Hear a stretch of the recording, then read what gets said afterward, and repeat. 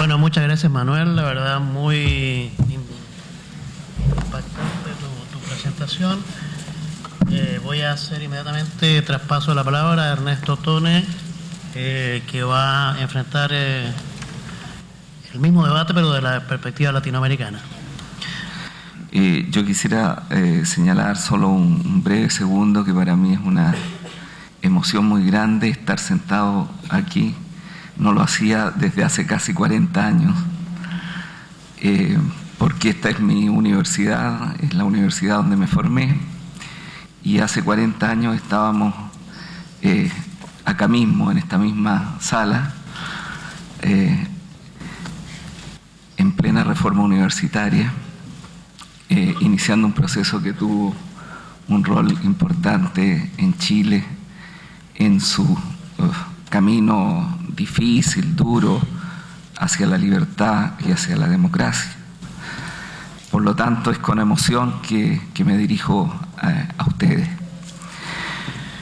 Pero en fin, no solo puedo dirigirme con emoción, sino que tengo que tratar de decir algo inteligente después de todo lo que dijo Manuel, lo que no es fácil. Tal como él definió el concepto de globalización para no tener una visión banal de la globalización, sino una visión con contenido de lo que significa, yo voy a tratar de dar una visión de lo que es nuestra región, de lo que es América Latina, y cómo esta región puede enfrentar, ¿no es cierto?, la necesidad de ser un actor activo a una integración de un mundo que se va diseñando en una sociedad global, en una sociedad de redes. América Latina es parte de este proceso de globalización y de redes, no está aparte de esto. El problema es de qué manera lo está. Y la manera como lo está en este momento no es la manera en que puede desarrollarse para los objetivos que quisiéramos ver en nuestra región. Pero veamos primero lo que es nuestra región. ¿Cómo situar a América Latina en este contexto? América Latina es una región diversa y heterogénea. Nosotros ocupamos un espacio difuso entre las naciones pobres y la realidad de los países de la OECD. Es una región de ingresos medios. Su Producto Interno Bruto es parecido al de Europa del Este y al del Asia Central.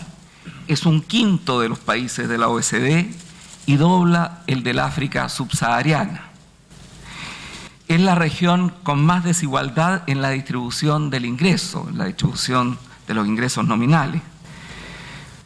Pero la pobreza latinoamericana es una pobreza distinta en cuanto a acceso y posibilidades a la de los pobres de África o de muchas partes de Asia.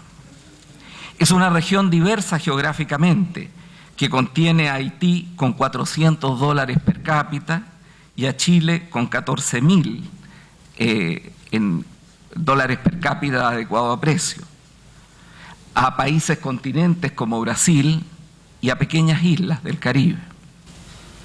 Es una región con muy buenos indicadores de esperanza de vida y de mortalidad infantil, con una cobertura educativa primaria casi universal, con una cobertura de educación secundaria de un 64% y una educación superior importante, aun cuando con problemas inmensos de calidad educativa, de desigualdad en la calidad educativa y de desigualdad acumulativa en determinados sectores de discriminación de género y de discriminación del otro en general, de pobreza y de indigencia.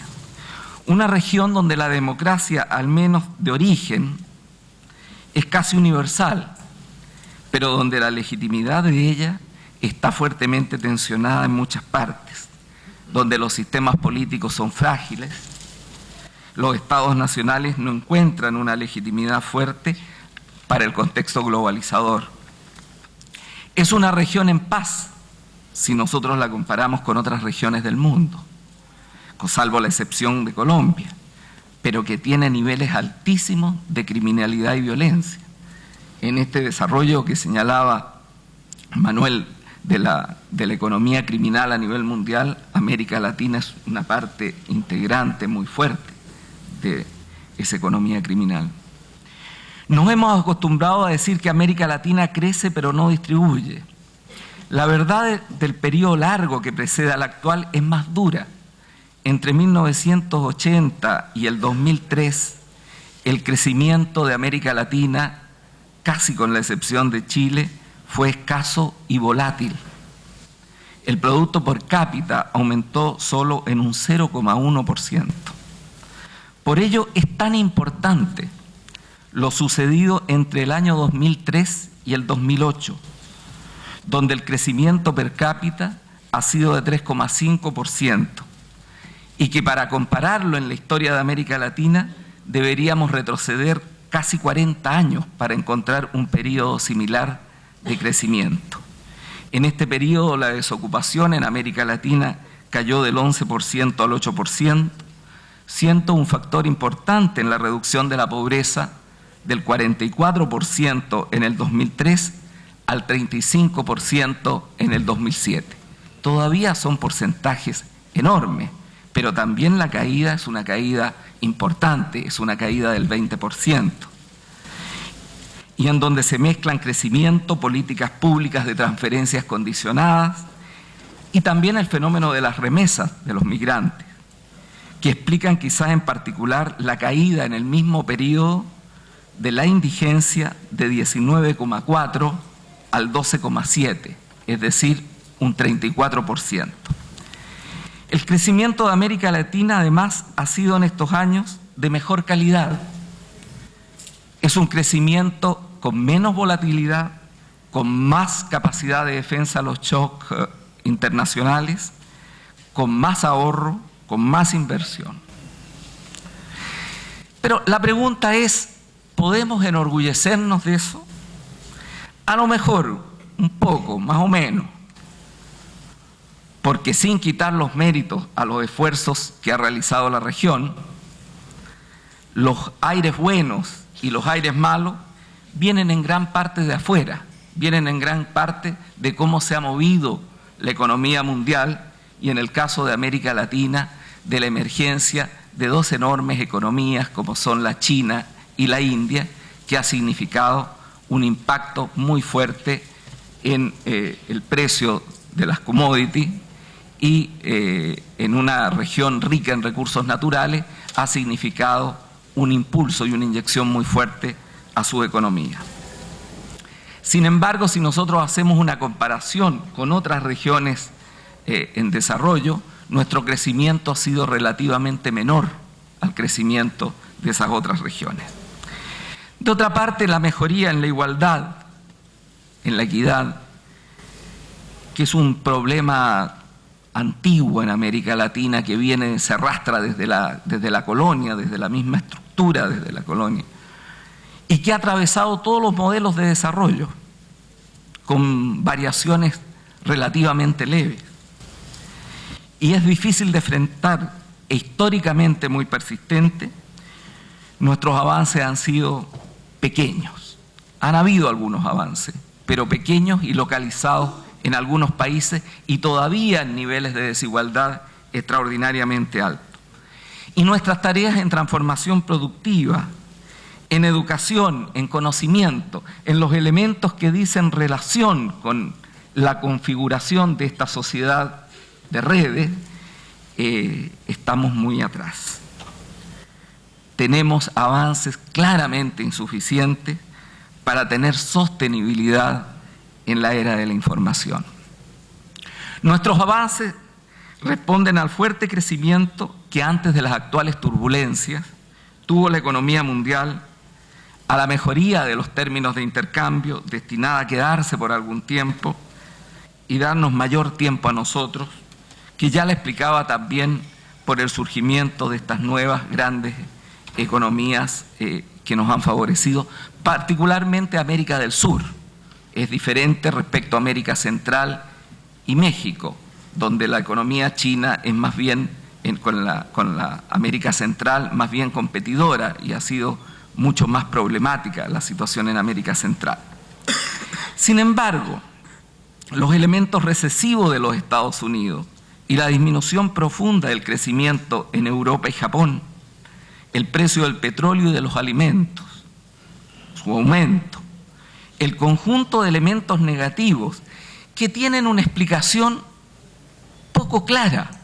Si ustedes se fijan, la búsqueda de interpretación de la actual situación de crisis, de aumento de los precios, del precio del petróleo y de su conformación, pareciera tener un origen también en esta suerte de caos. Hay un elemento de caos al que se refería Manuel, y con poca capacidad explicativa.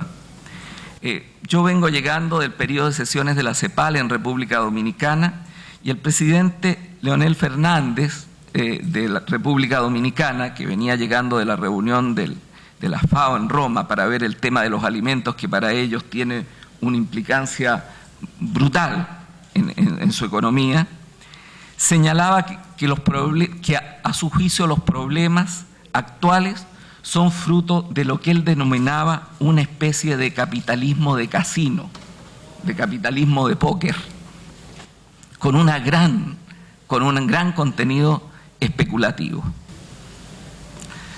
Este impacto será mayor en los países más ligados al mercado norteamericano, el caso de México, de América Central y el Caribe, aun cuando México tiene petróleo. Las commodities bajarán levemente, y el aumento de precio de los alimentos de un 15% requerirán políticas destinadas a aligerar la situación de los más vulnerables. Si no, tenemos peligro de que estas cifras positivas que se han dado en la caída de la pobreza y particularmente de la indigencia vuelvan a tener un rebote negativo en los próximos años.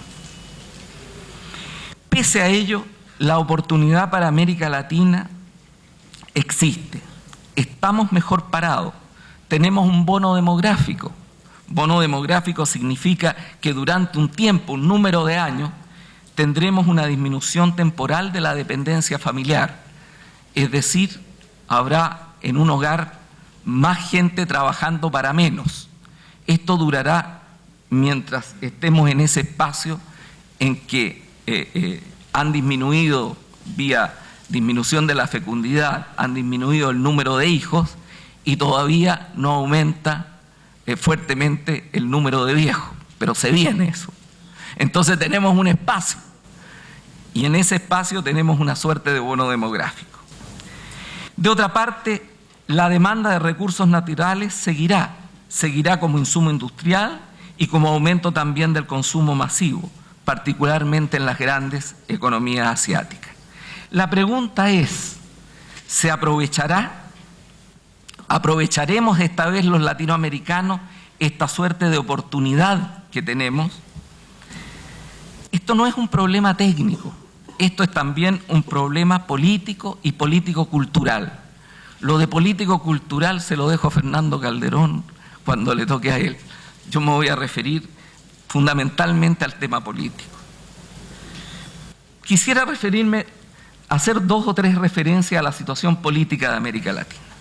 En primer lugar, América Latina pasa por un aumento de su autonomía respecto a los Estados Unidos de América que no tiene antecedentes en su historia. Han pasado muchas cosas en América Latina. Han pasado cosas en la realidad y en la retórica. Las que han pasado en la retórica son tremendas. No nos podemos imaginar presidentes de América Latina que se hayan referido a los Estados Unidos como algunos presidentes de América Latina lo han hecho en diversas ocasiones. En los tiempos nuestros venían golpes de Estado lueguito. Hoy día existe un espacio. Quizás ese espacio también está generado porque Bush tiene las manos llenas en otras partes. Ahora, hay gente que se preocupa de tener unos Estados Unidos más presentes. A mí me viene bien que estén más o menos lejitos y ocupados. Yo creo que nos dan un espacio de posibilidades también muy fuerte. Ahora, eso implica posibilidades e implica responsabilidades muy fuertes, porque fíjense, a los latinoamericanos que culturalmente nos gusta echarle la culpa a alguien que está en otra parte por los problemas nuestros, ya nos vamos quedando sin muchas explicaciones. Ese es un primer elemento que tenemos que considerar. Un segundo elemento es que vivimos una etapa de democracia que yo llamo tensionadas. Tensionadas por fenómenos positivos, como fenómenos de mayor inclusión. Tenemos un presidente indígena en Bolivia, tenemos 2 presidentas mujeres, tenemos un presidente obrero metalúrgico en el país continente, y ahora tenemos un obispo, medio obispo, de una iglesia muy popular en Paraguay. O sea, hay fenómenos de diversificación, de inclusión, de participación de sectores para los cuales los canales políticos estaban bastante obstruidos. Hoy día existe eso. Hay nuevas configuraciones productivas regionales al interior de los países. Ahora, estos fenómenos no son lineales, no son solamente un bien, significan también unas grandes tensiones al interior de esos países. ¿Cómo se incluyen sectores importantes de la población que estaban fuera de la dirección de las sociedades? Se incluyen, participan, dirigen, y se produce esto sin una tensión que conduzca a esos países a la bancarrota, al conflicto, finalmente a la guerra civil. Son todos fenómenos difíciles de atrapar. Lo peor frente a esto son las visiones simplificadoras. Yo tiemblo cuando me toca dar mis cursos en Europa, cuando veo de pronto visiones simplificadoras sobre América Latina. América Latina se fue hacia el populismo. No. Hay fenómenos populistas, hay fenómenos autoritarios, pero América Latina, déjenme dar un dato solamente, el 65% del Producto Interno Bruto de América Latina está entre México y Brasil, y ninguno de estos 2 países tiene una dirección que haya sido clasificada como populista. Entonces es una situación mucho más compleja, con fenómenos distintos. Es distinta Venezuela que Ecuador, es distinta Ecuador que Bolivia, es distinta Bolivia que Venezuela. Son fenómenos diferentes que hay que mirarlos en su propia calidad, y hay que tener cuidado con la retórica, porque si nosotros nos preocupáramos de la retórica, pensaríamos que el país, digamos, más avanzado, digamos, más antiimperialista de América Latina sería Nicaragua, que tiene una retórica tremenda, pero lo que se pasa adentro es más bien de tipo conservador moderado, por decirlo menos. Entonces, nuestros peligros son que el conflicto supere la negociación, que se retroceda en las reglas del juego y se hagan poco clara la necesidad de aprovechar las oportunidades. Finalmente, nuestros peligros son, como siempre, los fundacionalismos, las personalizaciones del poder que terminen debilitando las instituciones y la democracia representativa. Tenemos un fenómeno nuevo, tenemos un actor global reconocido por la comunidad internacional, es Brasil. Brasil pasó a ser otra cosa como potencia manufacturera, otra cosa como potencia de recursos naturales. Brasil quedó en otro lugar, pero no se porta como si fuera de otro lugar, no. Es como un adolescente que todavía no sabe que creció y los pantalones le llegan hasta las rodillas y son pantalones largos. Y ahí hay un rol muy importante de Brasil a jugar en América Latina, que todavía estamos a la expectativa. Y hay lo que señalaba Manuel, hay un debilitamiento de las integraciones reales de América Latina. Tenemos en este panorama tenemos un debilitamiento de las integraciones reales. Y para que haya integración se necesita reconocer las asimetrías que existen. En Europa se pudo avanzar en la integración porque se reconocieron las asimetrías y los más fuertes ayudaron a los más débiles. Se puede caminar en el reconocimiento de la diversidad y bienvenida a la diversidad, pero se necesitan visiones mínimas comunes. Si algunos creen que la Unión Sudamericana es un corcel de batalla antiimperialista y otros creen que la Unión Sudamericana tiene que ser un factor de integración de vías bioceánicas, de superación de nuestras deficiencias de infraestructura en la región, etcétera, estamos con dos concepciones muy distintas, una ideologizada y otra que dice relación con un proceso posible, real. Bueno, frente a esto, ¿cuáles son los desafíos estratégicos? Y corro porque Guillermo, que no le dijo una palabra a Manuel, con justa razón, me está empezando a pegar codazo. Entonces, es la confianza, ¿no es cierto? Quisiera creerlo. Entonces, ¿cuáles son los saltos que necesita nuestra región? Primero, saltos en legitimidad democrática. Requerimos democracias más sólidas, sistemas políticos más incluyentes, la negociación por sobre el conflicto, una cierta idea de país. Los países que han dado el salto y que Manuel ha estudiado muy en detalle, como el caso de Finlandia, pero también de Nueva Zelanda, de Irlanda, que han seguido otros caminos, pero que han dado un salto en el desarrollo muy fuerte, son países que han tenido un acuerdo político de base. Se pueden tener desacuerdos, pero no un desacuerdo total. El desacuerdo total no permite a un país avanzar hacia un desarrollo como el que queremos, con democracia, con cohesión social. Primer tema, legitimidad democrática. Segundo, cohesión social. No podemos avanzar con los niveles de pobreza e indigencia que tenemos. Las desigualdades requieren de un contrato social cuyo corazón va a tener que ser en un momento determinado un pacto fiscal. Un pacto fiscal que signifique una fiscalidad fuerte pero transparente. No estoy hablando de la fiscalidad a nivel europeo, estoy hablando de una fiscalidad que sea más fuerte de los niveles que tenemos hoy día, pero que también tenga transparencia respecto al uso de los recursos. Calidad de la educación, protección social, etcétera. Los elementos que impidan la transmisión generacional de la desigualdad. Finalmente, crecimiento sostenible. Lo que en algún momento se llamó la maldición de los recursos naturales, y eso lo ha explicado muy bien Manuel, hoy día ya no es tal. Solo es maldición si es mal aprovechada. Si hay una competitividad espuria, como nos hablaba Fernando Fransilver hace ya muchos años. Es decir, una competitividad basada en los bajos salarios y en el abuso de los recursos naturales. Si no se agrega valor, si no se salta en ciencia, en tecnología, aprovechando los mejores recursos, y salvo raras excepciones, eso se está haciendo muy poco. Nos va bien por los mejores precios, pero no por una mayor productividad, y los mejores precios no serán eternos.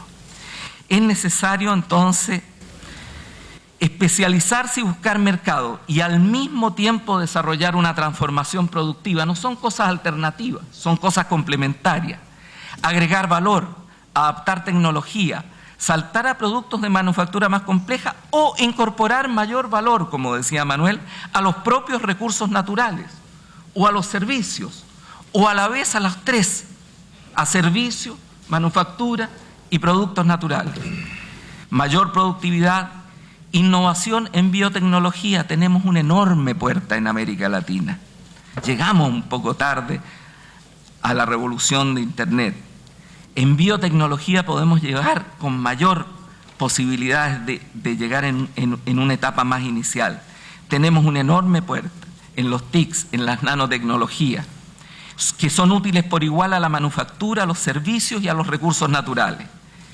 Entrar de manera protagónica a la era de la información requiere una visión activa de la globalización, estrategias complementarias, cooperación pública y privada, que combine el beneficio público de las riquezas naturales con la certidumbre de las reglas de juego que permitan la inversión.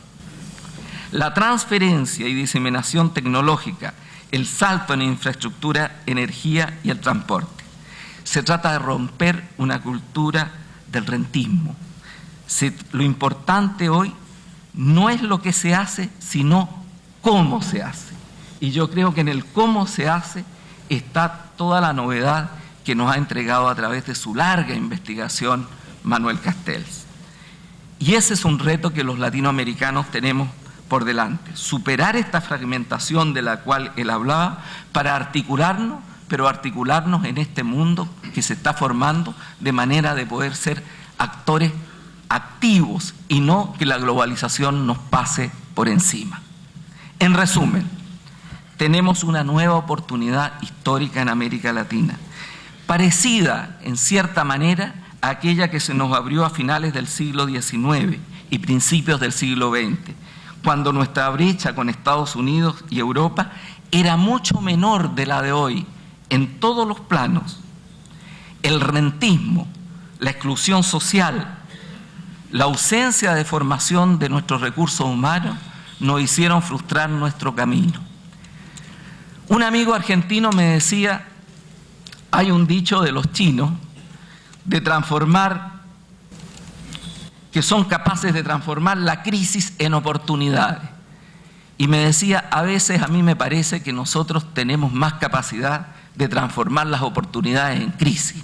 Y eso no es válido solo para lo que me hablaba mi amigo argentino, sino para América Latina en su conjunto.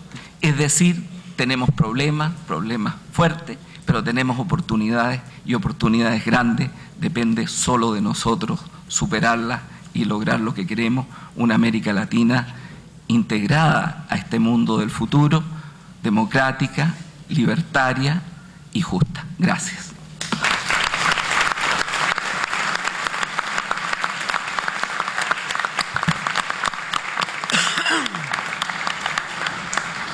Muchas gracias, Ernesto. Disculpa por mi intervención como moderador. Ya me vengaré.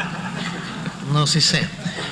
Pero el profesor Castel estuvo solo 7 minutos encima de su tiempo. Y tú lo recuperaste. Tú 14.